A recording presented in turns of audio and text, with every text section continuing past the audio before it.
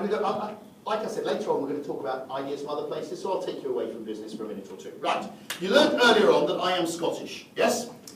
And another thing you should know about me is I like football. Those two facts do not go together terribly well, okay? We're not very good at football in Scotland, and therefore it can be a bit of a problem liking football. And in Europe, there's a big competition every year called the Champions League. And those of you into football will know about this. It's a big competition to find the best team in Europe, okay, of all the club teams. And it's a fantastic competition.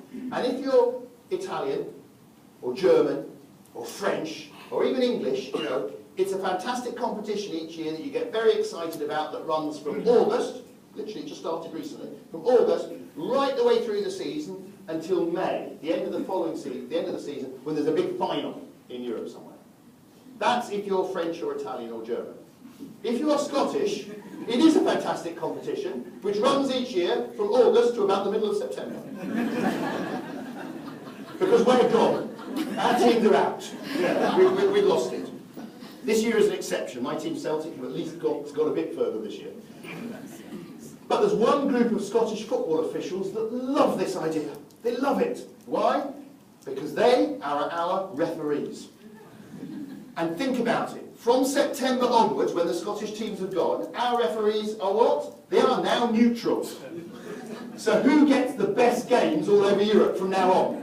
The neutral referees. So Scottish referees get to do all the best games all over Europe. And one of them tells me a story about this bit about tone of voice and character. He says, look, you are refereeing a big game in Europe. You're in Barcelona in Spain at the Nou Camp Stadium, their big stadium. There are 90,000 really excited, passionate Spanish football fans there, okay? Or Catalans, I should call them, for their region.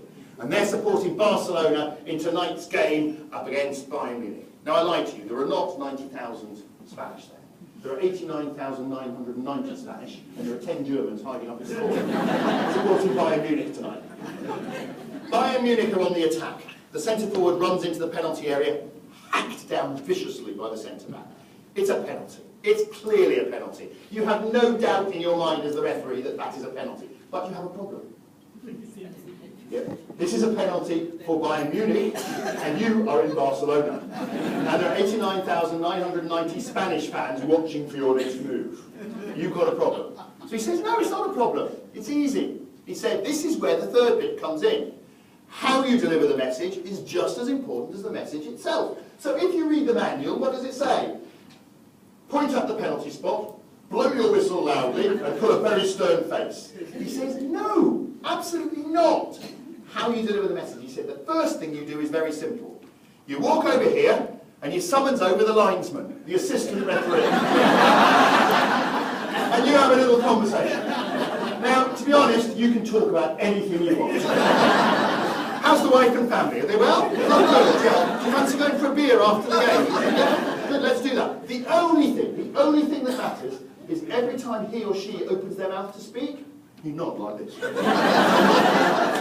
Then you go back, then you point at the penalty spot, then you blow the whistle. Where do you think the fireworks are going to go? Very simple. So how you deliver the message is really, really quite important, the how bit. But I'm going to concentrate for today really on the bit about the benefit, because that's the really important bit. So, as I say, consumer goods would always identify the benefit. So they'd always start off with, like, Clearasil, which I think is a product in Malaysia, you know, for treating teenagers with skin problems or whatever. What do they sell? Confidence. They don't sell spot treatment, they sell confidence. This will be, you'll be able to go out with your friends without feeling embarrassed, you know. The reason why? Because we'll clear up your skin for you. You know, and they would do that with all of these.